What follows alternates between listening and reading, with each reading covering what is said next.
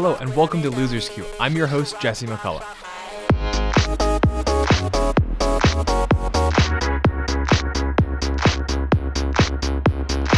Here on Losers Queue, we sit down with players, coaches, and staff from within RMU Esports and talk to them a little bit about their esports journeys, as well as all things competitive gaming. Today I sat down with Max Levy, also known as Radmoves, the captain for Rocket League Blue here at RMU Esports.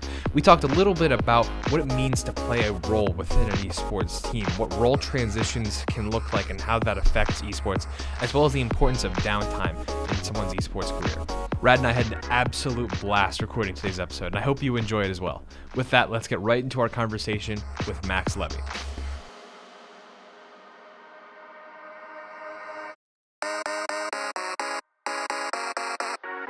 The main question that I want to re-ask has to do with your name. Of course.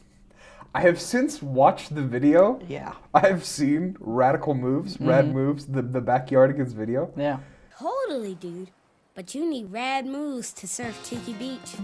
I've got a rad move, dude. Oh, really?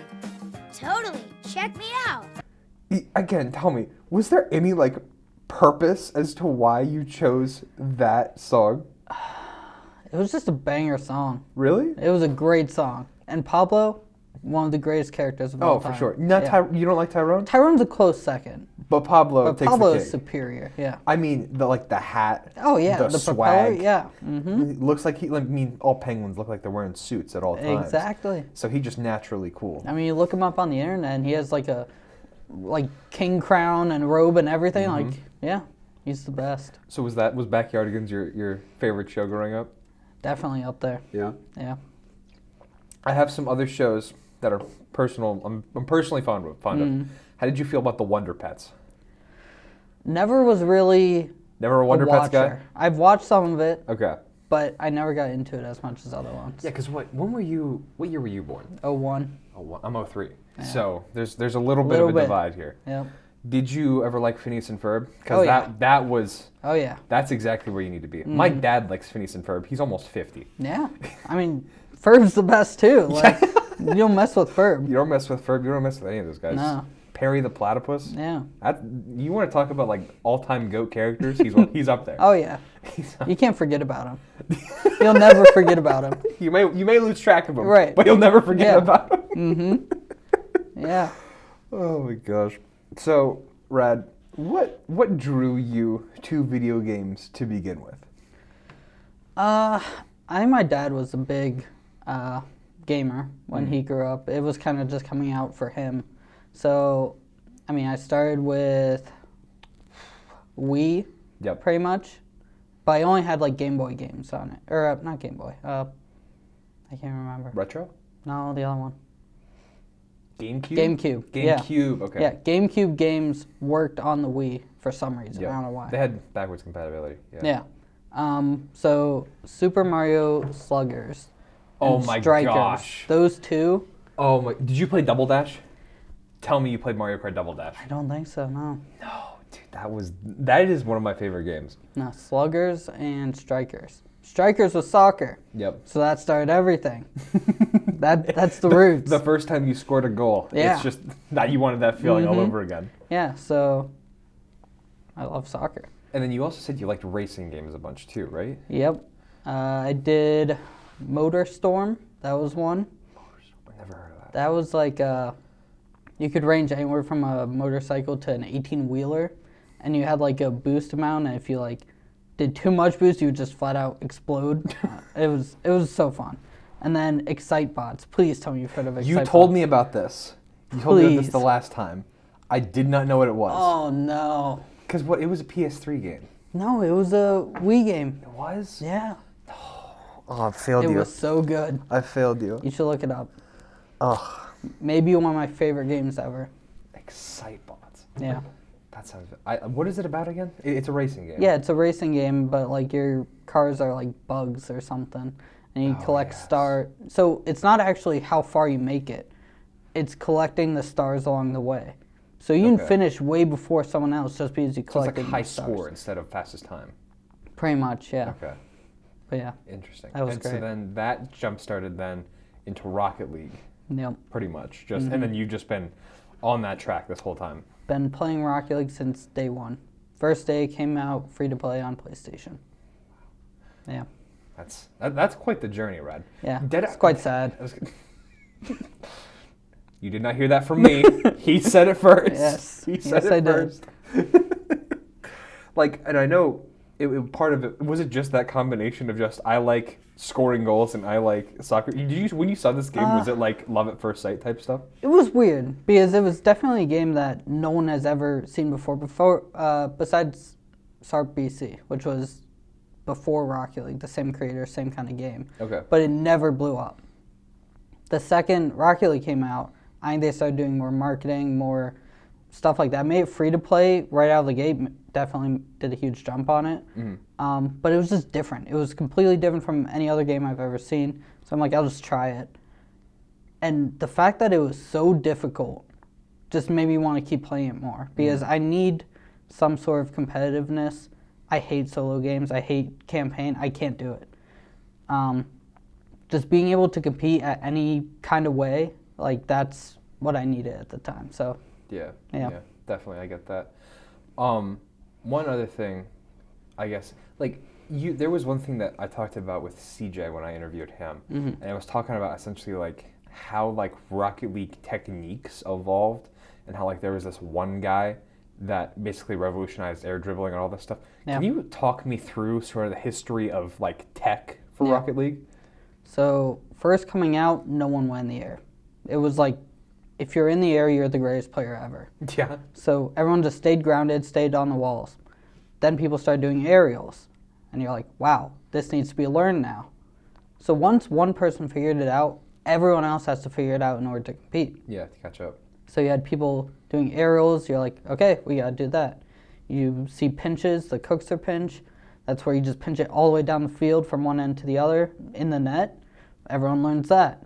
Then you have the ceiling shot. So you go off the ceiling, you take the shot.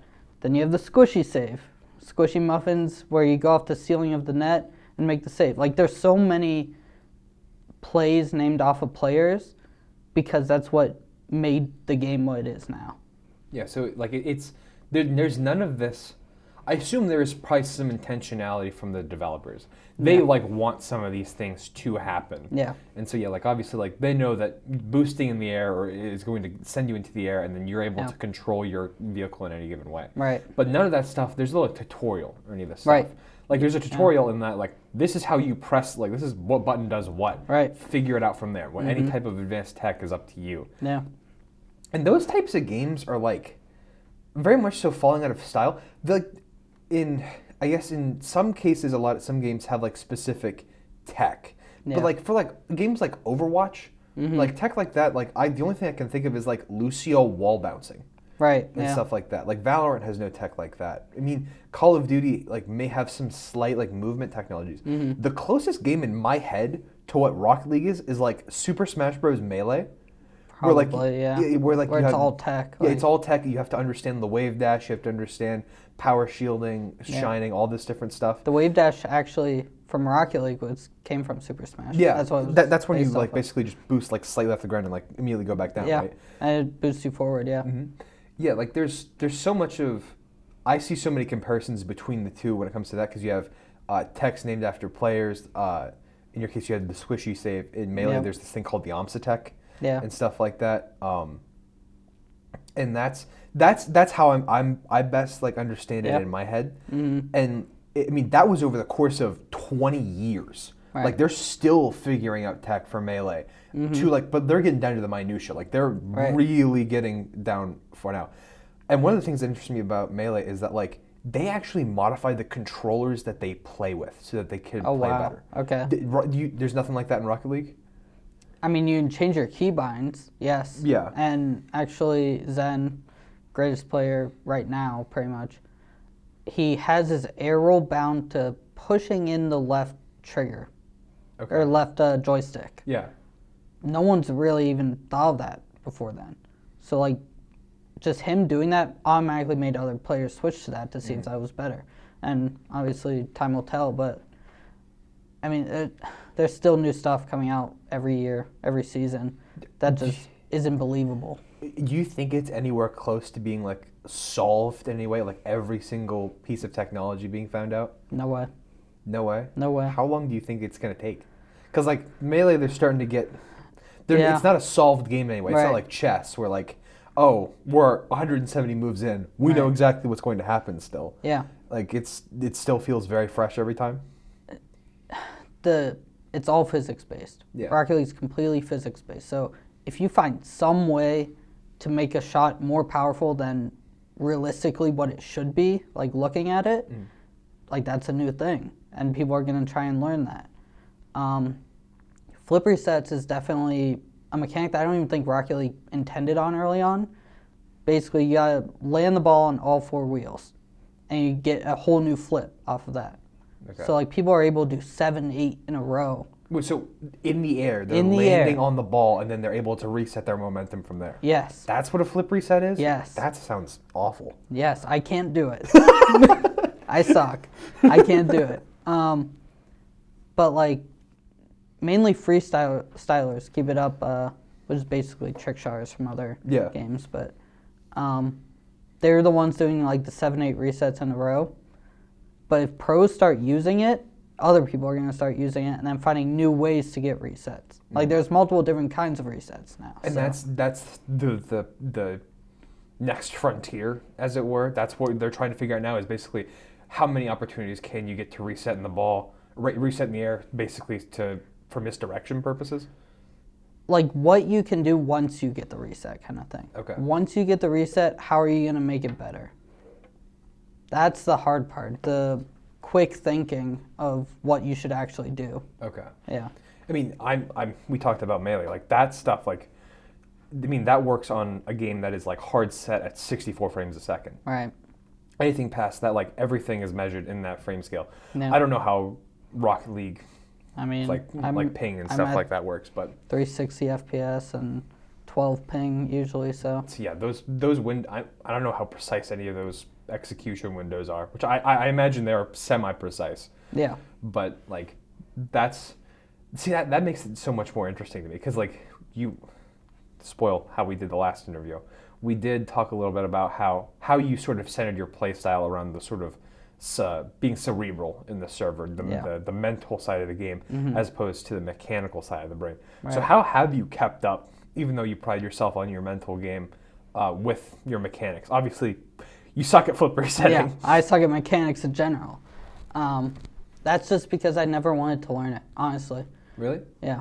I've always, just in general, loved to play the game and figure out how the game should be played. Okay. To me, that was the best way of learning it. But also, just knowing what to do and when to do it was very good to know back then.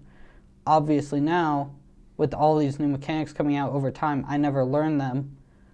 So those are the people exceeding more, is because they know how to do the cool things. You essentially, like, you didn't jump on the bandwagon when it started, and now you're struggling to catch up. Yep. And I'm too old. I'm too old to How learn old this. are you? You're 22. 22? Yeah. I know there's like, it's around this age that your reaction time is at your like absolute peak. Or something Not like for that. Rocket League. Not for Rocket League, it's younger? 13, 15. Yes. You have 13-year-old pros in Rocket League? Yes. What type of child labor laws does the RLCS enforce? They actually just lowered it to 13 this Really? season. Yeah. It was 15, and then there was like a couple guys that were like, oh, these guys are good enough to go pro. So they lowered it to 13. That's incredible. I didn't even know about that. We discussed the rules, and I didn't know. Because, like, in other games, they're only, like, setting it at 16. Keep in mind, these are, like, rated mature games. Yeah. So that's probably part of it. But, I mean, even League is, what, 17, 18? Yeah, like, to participate in the league scene, I think it's got to be at least 17. Right. I think the youngest guy was Jojo Pion, who is the mid laner for C9 right now. Again, I don't know. I don't know. I don't want to know league players. But like that's the most I know about it. And like that's even then I'm like, ugh. Yeah. Like that guy is super young and he's traveling like across the world. Yeah. That's got to be crazy. And like It's interesting. that going to a 13-year-old. It seems really young. Like, Yeah. way too young. That's like worryingly young. Obviously, I think these cases are like, in my head, it's like, okay, well, whoever's running these tournaments needs to like make exceptions. It's just like, okay, this 13-year-old is cracked. They will perform. However, they do need to go to middle school still. Yeah. Well, I mean, this is RLCS. This is the top tier this is competition. the top. And I mean, when is third? I don't even know how old you are or what grade you're in when you're 13. That's 7th, 8th grade. Oh my God. Because you I wasn't gotta lying think, about middle they're school. pro in middle school, right? That means they're playing all through elementary. Pretty much, yeah. That's a lot of time put into that. Just think At that young of an age. Yeah, there's someone who started playing Rocket League at the same time that you did, but was 6 years behind you. I mean, the game came out like freshman year of high school for me. Yeah. Like, I didn't even have the game in middle school. But some of these kids, like, they'll grow up with it. I mean, it's available on every platform at this point. Yeah, It's on the Switch, it's on the Xbox, it's on the PS4, no doubt. It's on PC. They're going to put it on Mac. It's on Mac. Yeah. Put it on something. Very much. Just wait until Rocket League Mobile. Yeah. Can you imagine playing mobile? Well, there players? is Rocket League. There's Sideswipe. What's Sideswipe? It's like 2D. Oh. It's not actual Rocket League. You tell me but that, it's I think of Head Soccer. Did you ever play Head Soccer? I loved Head Soccer. Head Soccer. That was a great game. So good. So good. my The favorite. Leprechaun? Oh my God. The Leprechaun was broken. I loved the Leprechaun. Oh my gosh. Something that has come up in the time since our last interview Okay. Oh boy. has been some of the teammates that you've played with. The one that I was introduced to was Ethan of Ethan MP4 fame, Yes.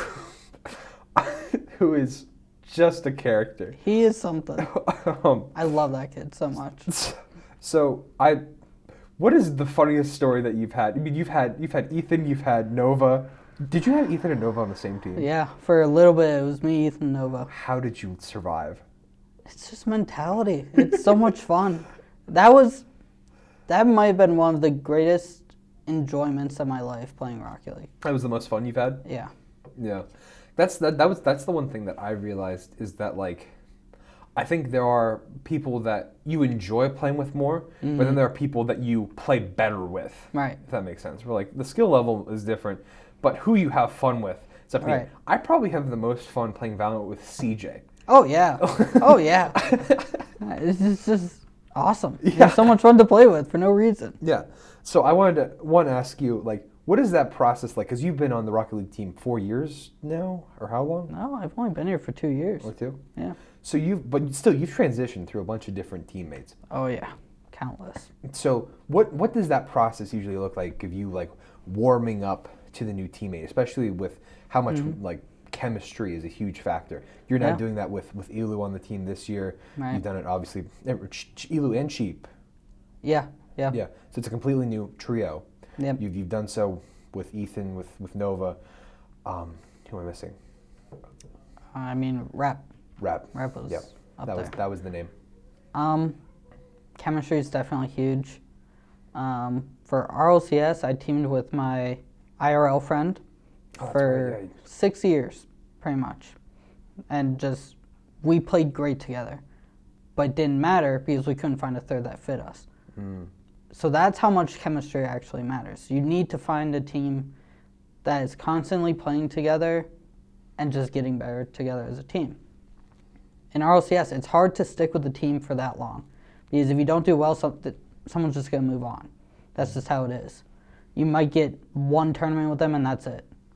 For college, you're stuck with them. Yeah.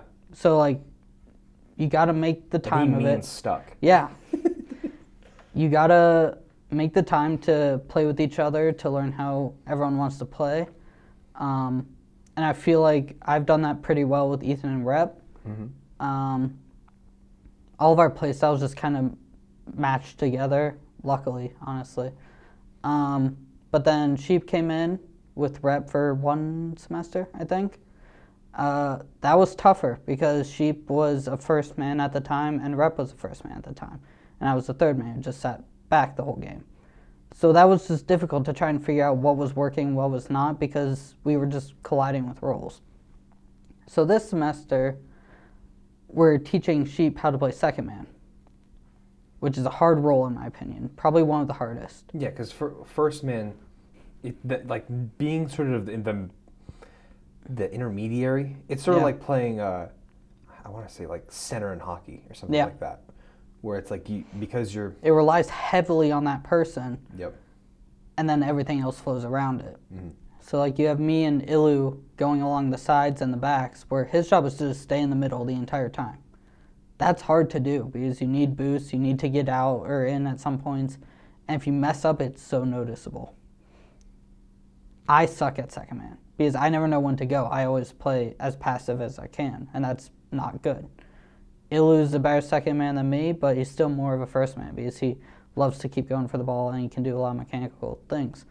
So we're figuring it out pretty quickly, actually, how to move Sheep back a little bit and get him comfortable with that. So things have been going pretty well with us right now. Has there been any other like points in time where you've had to adapt your play style specifically to playing with different people? Because like third man to me seems like a position where you're not...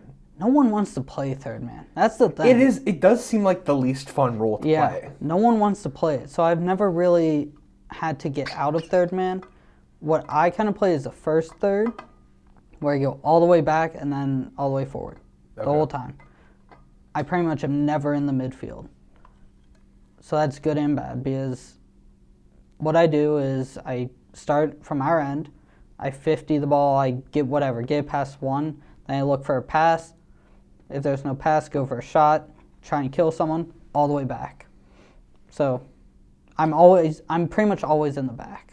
And it's almost similar, your Valorant role too. You play the least wanted role of controller. I love it. Yeah, like, are you just a psycho? Yeah. Yes. It's more of a game sense thing. Like I don't need to have the best aim. If I know kind of what I'm doing, where to put the smokes, where to be at certain times, when to peek, when not to, like I feel like that helps me more with just getting up in the ranks and stuff. So yeah. I mean, it makes sense. Like I'm in a similar boat. I had to adapt my play style to the team last semester. Mm-hmm.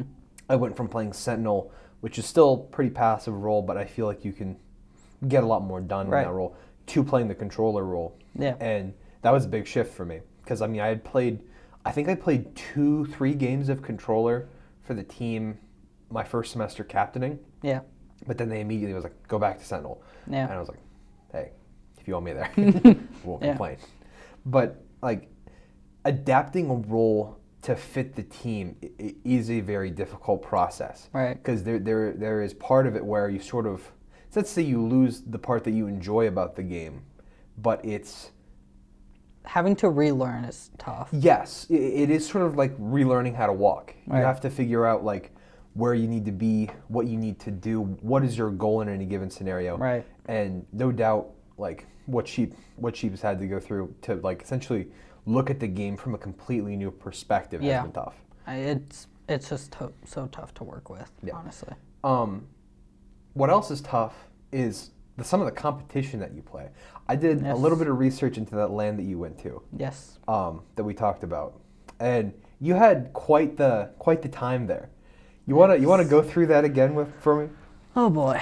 You want to start with the part where we thought we were done, or well, let's start at the beginning. So how did you guys qualify for that? We did just an open qualifier through Smash GG. Okay. Start GG. Yeah. I call it Smash because it was what it used to be called. Yeah. So you do this qualifier through Start GG. Yep. You place well enough, obviously, to get to the event itself. Yeah, we went through uppers all the way through. Yeah, and so you get here. You have you have a group. You played. Was Akron in that group? Yes, we had Akron, Georgia State, Bama. Bama was a part of that. And University of Cincinnati, third team, I think. Yeah, something like that. Because they had 2 teams there. 3. They had 3. Oh, yeah. My goodness. So you get into this situation. Yep. I don't know how familiar you are with any of these teams. Mm-hmm. And those first 3 games do not go your way. No, it was nerve-wracking. Georgia State knew all but 2 of them. Shady was new to me, and he was really good. Like, I never heard of him, never knew who he was, but, like, he was a great player. So that caught us all off guard a little bit. That was also first LAN game ever, and it was on stage, on stream. Yeah, I also didn't realize that when you mean LAN, you mean on a setup in front of a crowd. Yeah. Like when There were people watching, yep.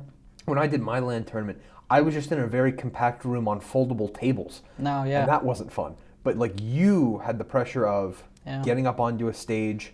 Right. The lights were quite literally brighter. Yes, they were. Yes. It was a new feeling. Yeah.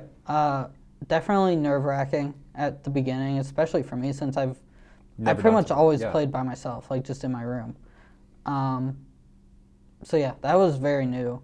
And then second game we played Akron. Going into it, we kind of knew we weren't going to win. Mm-hmm. We were just hoping to get a game off them. We took them to like 1 or 2 OTs in that series, so that was pretty good. Then the third game was where everything went wrong. We played the Cincinnati C team, and we lost. We should have never lost that. We were just kind of down after 2 losses. So it was just tough. And then we played Bama last, and we beat them because we were just like, let's just go out on a win because we just wanted to win something before we left. You thought you were already We thought we were completely done. We thought you had to win 2 in order to move on. So we won that 3-1. And then there was a 3-way tie. Yeah, I looked at the Wikipedia page. Yes. And you read the description and it was just like sudden death elimination. Yes. And so it was was it Georgia Tech? No, or it was Cincy? Me. It was you, Bama, and some other team. Bama and Cincinnati. Cincy, yeah. okay. So what happened was we beat Bama, Bama beat Cincy, and Cincy beat us. So we all beat each other in some sort of way, right? And then we all had the same number of games throughout the entire event. So we went to sudden death. And then we played Alabama, and then we played Cincinnati, and we swept through both of those. Because we really wanted to be there at that point, so, yeah. That's awesome. That's awesome. So you get the playoff spot. Yeah. So it was top 12. Yeah. So it was, you had the That round makes of more 12. sense, yeah. The top seed from each group had a first round bye. Yes. So you have a first round matchup against the hometown team, correct? Yes. Against the University of Kentucky Wildcats. Yes. And was that on stage? No, that one was Just played luckily, off-stream. honestly, luckily that it was just off stage. Because, Yeah, I was going to say, if you played that one on stage, you would have not gone up 2-0. No. How did that feel? It was great. First game, played really well. It was a little closer, I believe. Second game, we Braziled them, 7-1. Yep. And then we almost got reverse swept. They did, yeah. We got in our heads a little bit, saying like, oh, we got this is no problem. And that kind of set us back more than it should have. But then the last game, we pulled together and won pretty solid. So. Very good, very good. So you get that first win. Yeah. Then you go on, who do you play in the second Concord. round? Concord. Yes. They We've were known no them. slouch. No. I was gonna say I believe they were the top of their group. Yes. I think we were the only one. I think the only one in that group that wasn't supposed to be there, Okay. like technically. And then even after that, once we beat Concord, we were definitely the only one that shouldn't have really been there because just seeding and everything. Yeah, you were a bottom seed. Right. You were expected to just get flamed out by the home team. Right. And you sort of go on this sick little run here Yeah. against Kentucky and Concord. Mm-hmm. And then I want to talk about Yes. it was Akron. it was on stage. On stage, on stream. Yep. The one game. You took one game off of Akron. The Yes. only game that they lost over the course of the tournament. They Yes. swept everyone else in the playoffs Mm-hmm. and in the group stage. Yes. How did that one game feel? That was great. It was, oh man. It sucked because there were other games that we could have won against them. You think so? Yeah, we went to, what was it, best of 7 probably? They won 4-1. So it was Yeah. a 0-7. I think at least 2 of those other games were overtimes. So like we kept it close until the very end. We just let up so many kickoff goals. It was so sad. Really? I think we let up 8 kickoff goals over the series, which is a lot at that time. But that one win felt amazing. And then, like, as time went on, I'm, like, just hoping these other teams don't even get a game off them, because, like, we are the only team to get a game off them. And that just feels good, because they're one of the top teams in the country right now for colleges. So it was nice being the only team to get a game off them. Yeah, because that Akron team, they're top 48 or something like that, right? Oh, easily. Probably closer to top 15. Really? Yeah. Wow. And you were close to winning multiple games. You did get the one. Yes. How does that? I get it's your last semester here, correct? Yes. Is that sort of a good feeling, like going out almost on top like that? I get you have more to play. No, yeah. It's nice because in the past I don't know if we really could have beat them at any point, just because I wasn't playing the greatest at the time. But yeah, being able to get that one kind of in the last semester is great. I will be coming back as coach, though. You will? That's confirmed? Yeah. Coach Radmoves? Coming back. And I thought I was getting ready. And we're going to beat them. We're going to beat them next year? We're going to beat them, yeah. Well, I believe it. I'm excited to hear that. Now, you've competed at, I don't know how many different levels at this point. You've competed at LANs. You competed in NECC. Did you ever compete in NACE or NACE? No, that was this semester, and I just left it to Sheep and other two. Yeah, you've competed in CRL, RLCS, and now CECC. Yeah. Which was just the other day. You won your match there. Nah. No, you didn't? We won one, lost the other. Oh. Yeah. I remember the streamed one. Streamed one we won, yes. Yeah, the streamed one we won, because it was the one after that was our game. Yeah. What is the sort of set the stage of the levels of competition here? Obviously, we have RLCS as the top dog. Yes. What are the rest of them in comparison? RLCS at the top. I want to say CRL right below it. However, CRL hasn't been announced in months now. They announced fall, right? Nothing for spring, and then they announced Worlds. Like CRL Worlds? CRL Worlds. For later this year? For later this year. And there's nothing that's happened They so far already in the know spring there's a LAN in Texas for CRL Worlds, and anyone who is in fall split moves on. Okay. Nothing for spring. I might not compete in CRL ever again. I don't know what's going on. There's no communication whatsoever, and it's really who's frustrating. running the CRL? Is it the same people? Like Psionics, Epic Games, yeah. Wow. And there's just been no communication about that whatsoever? Zero. That's awful. It's tough. Because the last time we were talking about how the RLCS format has sort of dwindled in size and how talent's sort of moving around. And so, like, this on top of that, where now you see CRL sort of, I want to say, like, withering would be the term I would use. Because word I got from CJ was that a lot of programs are cutting their teams too. Right, so yeah, I was going to talk to you about that. I'm looking for scrims right now, just to play teams, try and get better ones. I've messaged 12 people.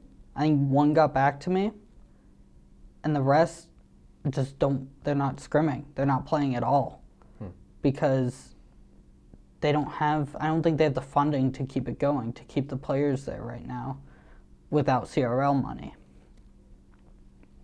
So I don't know what's going to happen to those players at all. And those are like the top organizations. Yes. Those are the ones that are like, these guys are getting full semesters paid full for. rides. Yeah. And so we talked about like the esports career trajectory. Yeah. You sort of go pro now apparently in middle school. Right. You go pro in middle school, you compete for as long as you can. The moment you start to hit the decline, you basically say, let's get an exit plan put together. Right. Let's go play collegiate Right. for however long. I mean, they're going to get a lot of money that way, so you can pretty much go wherever you want as long as they have a program there that's willing to pay for a lot of it. Mm-hmm. So. And you also said they bounce around a lot, yeah? Oh, yeah. There's players who've been on different teams, different semesters. They're not even there for a full year. So it's basically who can outbuy them at this point? So yeah, these players are being bid for by different colleges, and now the money's not flowing. What impact do you think that's going to have on CRL moving forward? Huge impact. You could see some great players just not be at college anymore, or have to go to a college that they might not want to really go to, just to keep that money and scholarship there. So it will definitely be interesting after this semester to see what happens. I can totally see some great players just having to change colleges and stuff. So, yeah. And just to get an update, how has sort of the RLCS shrinkage affected the esports scene as a whole too? Like now that the slots are restricted, I know a lot of these NA teams are still seeing like screen time through RLCS like group stages and stuff. But have there been teams just sort of dropping out? Some of the best teams in the world just don't get a chance to make majors at this point. There are probably 2 teams from both NA and EU that could have easily gone to that major if they didn't slip up every couple seconds. Yeah, like those minor mistakes that you were talking about versus that. This is now the difference for a major spot. For a major spot, and that's tens of thousands of dollars. Oh yeah, yeah, and they just can't get there. So now they're, like I said, they're trying to find either new people because they didn't win one thing, so now they're trying to find a new team, or they're just taking a break for now. And it's tough mentally for anyone going through that. I know it would be tough for me it was tough for me to just bounce between teammates because you get frustrated with how you do, but then you don't try and fix it, you just try and move on. And it just gets tiring. It makes the game a lot less fun to deal with. So I know there's 2, maybe 3 pros lined up to just retire at this point. Wow. Squishy was one of them. I think Drees somewhat retired. He came back, but I think he's already gone again. Noli might retire. J-Naps is getting up there. He also might retire. There's just so many teams that could just drop players because they're just done with it. Yeah. Like that there's so much turnover there. Yeah. Where teams are basically just doing this constant roster shuffle. Yeah. Hoping to make something work because they have to in order to beat the top echelon teams. The problem with Rocket League right now is if you're not the world champ, it doesn't really matter what else you do. Mm-hmm. You kind of have to be the best team in the world in order for it to matter.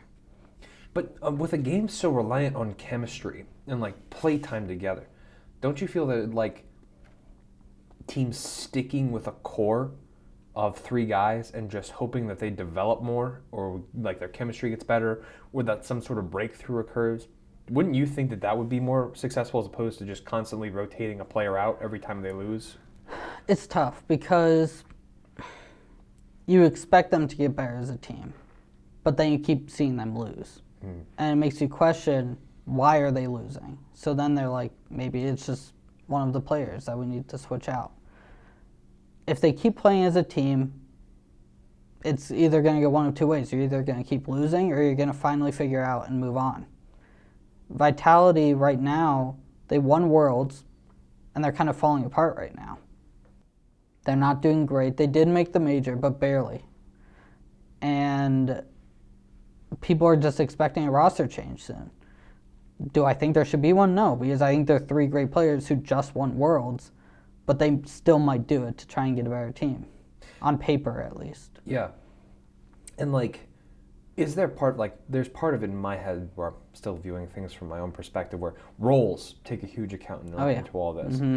And so if you're going into a market looking for a one-man or a first man, I feel like you're going to see a lot of people who like playing the first man and who are show extreme talent in whatever ranked lobbies or tier 2 or whatever that you see. But something where if the success is not seen in a team and our flashy first man who gets all the goals and has all the huge moments in these games, he's still making that team money. Right. But is it the third man that then takes the fall for a team like Pretty not being much successful? always it will be the third man that gets kicked off. For example, Dignitas is kicking or looking to find someone other than Gyro. Gyro's the third man. If someone were to leave Vitality, it would be Radosin, who is a third man.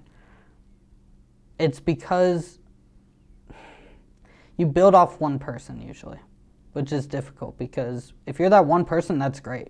Like, you are lined up for a while. But playing around those people is just tough to deal with.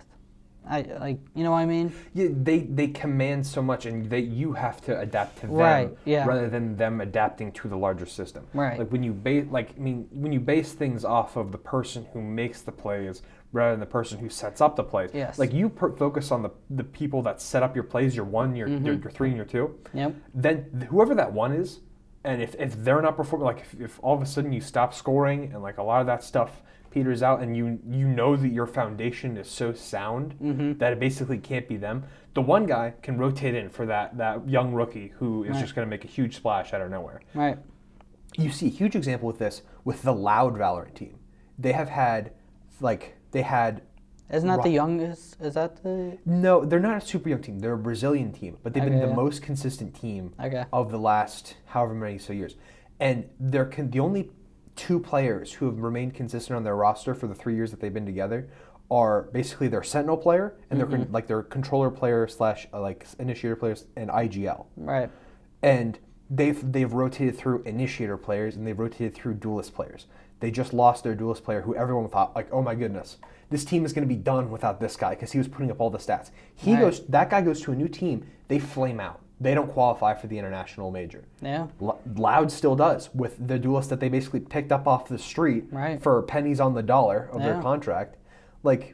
And that's sort of what I think is so weird. That a lot of the times it's these support players in role-based games that basically it's like your stats don't look very good, so I'm gonna kick you out because you're not providing anything. Right. Whereas it could be the first guy, it could be the duelist who essentially commands too much or doesn't gel correctly, and that's what's holding the team back. Right. Completely agree. Yeah. With that being said, is Sheep holding you guys back? No. Sheep's doing his best. And yeah, learning a new role is so hard. I haven't had to learn a new role in years, so. Yeah, you've been playing the 3 for this whole entire time. Yeah.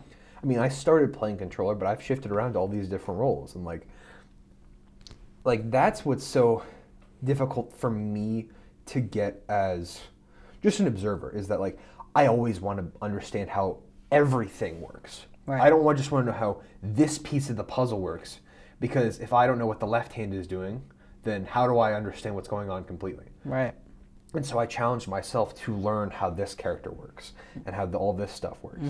And so that when these role shifts come and all of a sudden you may be asked to do something you're not usually doing. Like if you're asked all of a sudden, like rotation is so off, Sheep's in the back line and you are the one with boost to like get forward. Right. Is that how that works? Pretty much. Yeah, I was gonna say like he rotates out, he's got nothing left, and all of a sudden you're in the fray. Then you have some sort of natural decision you can make. Right.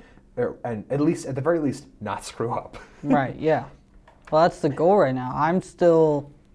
If Sheep does go back, I'm still awkward moving forward sometimes because that's just not what I'm used to. So I'm talking with him, and it's both of our fault right now. He needs to tell me when I can go up, when I should start doing things for him, and I need to start recognizing, hey, it's my turn to go, rather than waiting for him to do whatever and then come back up again. One thing we also talked about is leadership and being a captain. And that comes naturally from a role where you're sort of passive and you're able to look at the entire game as a whole. But especially when you're playing with 2 freshmen at this point. Yeah. Because Sheep's a freshman, Ilu's a freshman. Yeah. You have 2 young guys. You've played with a variety. You're the vet in this case. I am. I'm the old man, the old wise man. Like, how much is there like this teaching process that you've gone through where like it's not even just how you play the game, but it's how you sportsmanship. It's how you learn. You brought up an example before we started recording. Yes. And whether you want to share it or not is up to you. But there is this, how has that sort of mentorship role that you've taken right now been going for you? I've never really taken the role before now. It's important to do, I've learned a lot of things along the way just on my own, doing the right and wrong things sometimes. So being able to help them understand kind of more what's right and wrong. For example, I will say, we played a scrim, and they left right away at the very end without saying GG's. That's just not great. You're supposed to say GG's and just move on. That's all you have to say. You can leave right after that. Sportsmanship is huge, mainly because that helps with connections. And connections are very important in esports right now. I don't have many connections right now because I've been out of the scene for a little bit. But the people I do have, they know me, I know them, we get along, and I can even ask them for other connections. You don't want to burn the bridges. That's a really big thing in esports right now. You can't burn the bridges early. Yeah, and like, that's something that I find is much more common in esports compared to like anything else. Yeah. Esports is something you can do without like ever talking to someone before. Mm-hmm. You can show up here as the most gifted Rocket League, SSL, top 50 in the country. Yeah. Just the GOAT, Michael Jordan himself. Yeah. Or LeBron to some people. Well, I mean, to me. Well, yeah. We'll get to that later. Oh, okay. Okay. Either way, you can show up and you've talked to nobody. You don't develop the social skills. You flame people in chat after you lose. You have all these bad habits, essentially. These bad mental habits, these bad social habits. Mm-hmm. And it then sort of becomes not only a learning process of working with a team, but essentially like working with other people in general. Like how do you build like these individual habits? How do I become a better learner? How do I become a better communicator? On top of all that stuff. What has that process been like for you? The Rocket League community is brutal. Yeah? It is brutal. If your name gets out there as just being some jerk who is always complaining, never plays for your team, anything like that, everyone will know. I have some people who don't like me. That's just how it is. But I also have a lot of people who do. So being able to... I forgot the question. How have you... I said a lot of words. You were going somewhere. I was going somewhere and I lost it. This process of becoming a better teacher, being like learning better, straight up being a better student, being a better communicator. You talked about connections being this huge deal. Right. What else have you been able to learn within RMU Esports? Connections, definitely a big one. Just figuring out how people work, how people like to be taught, how people like to listen. You know what I mean? Like for one person, you have to be straight up and just be like, you are doing this wrong. Like, you need to fix this right now. Other people, you can just kind of lean more into it and say, this might be an issue. Just keep trying to work on it, see if it gets any better. It's kind of the way of communicating it is huge right now, too. Yeah. It also sometimes hurts for the person to just hear that they're doing something wrong. Yeah.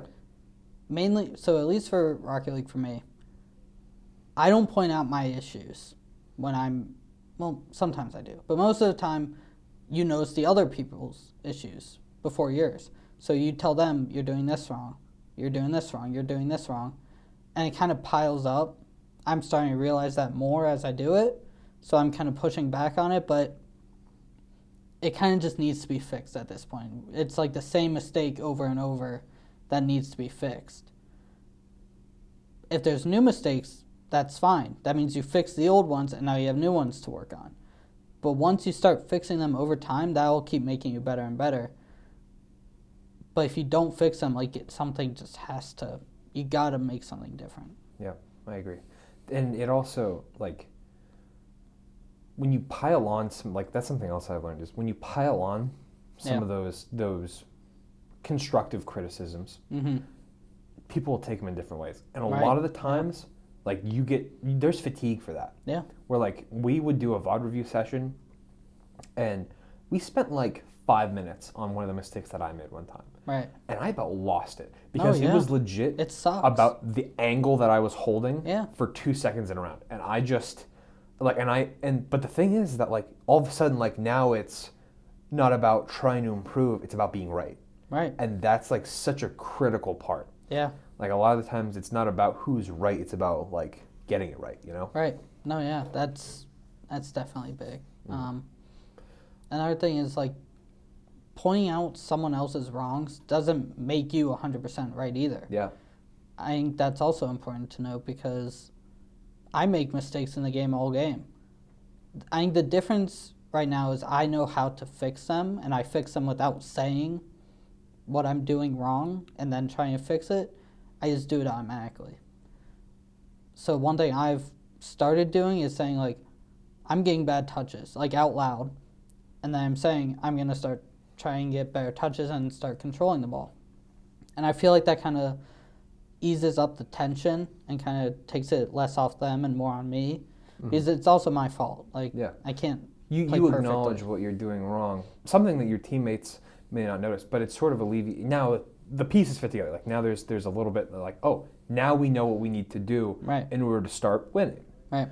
And, like, I feel that, like, that's so tough in a ranked environment, and it's much easier in a team environment when you're all together. Like, I mean, in games like Valorant where you have that downtime and, like, in between games Right. for Rocket League. But see, even then, it's 1 minute at most. And most of the time, you just ready up and go next. Yeah.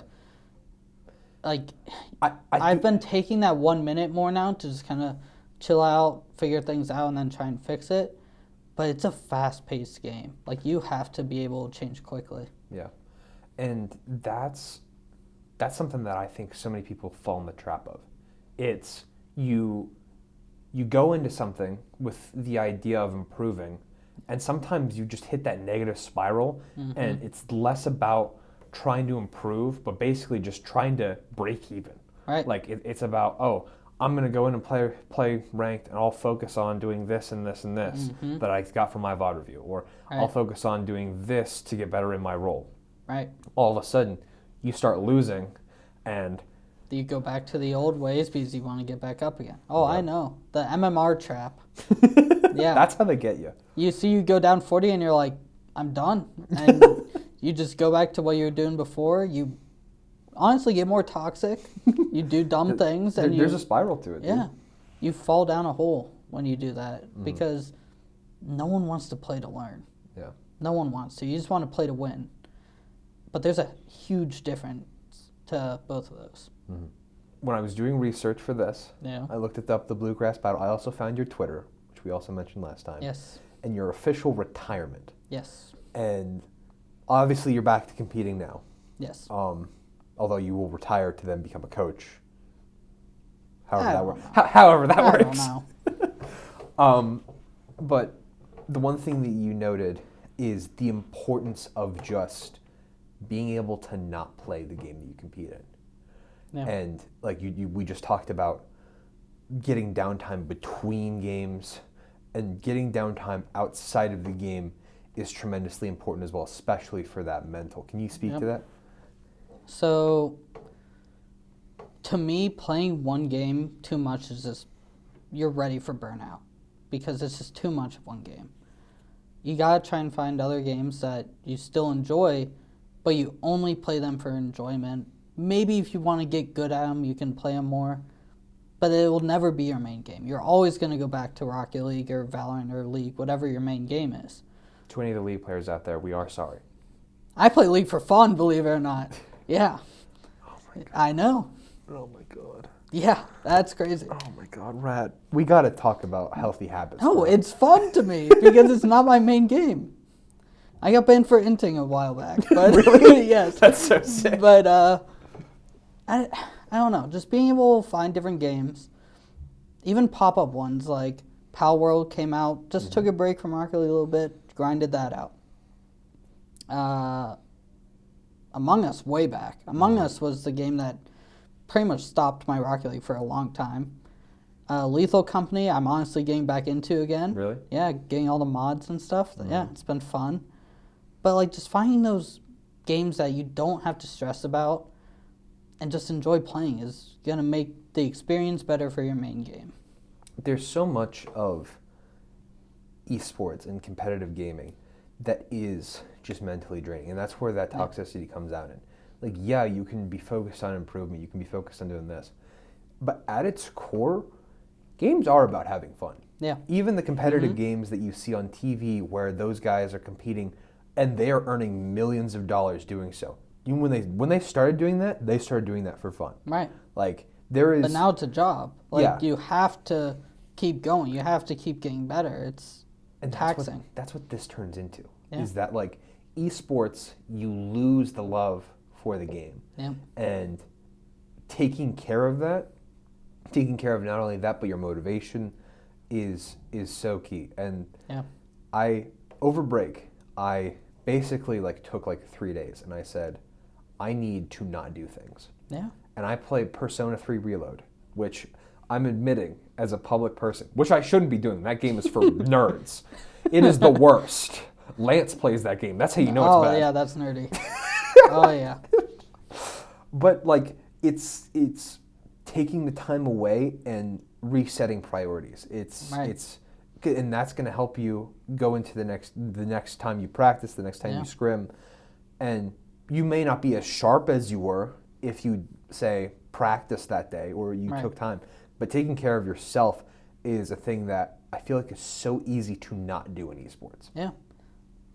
I think this is the first break, spring break, that I just didn't really want to play much. I didn't want to play Rocket League. There was no point. I just play when I come back, and then that's what I did, and we won our game.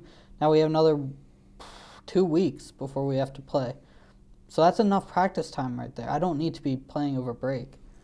So yeah, just taking a break and just doing something different that you enjoy and that's going to be important to keep your mental healthy. Well, Rad, Yes. we got through it again. Hell yeah. 2 more questions. Okay.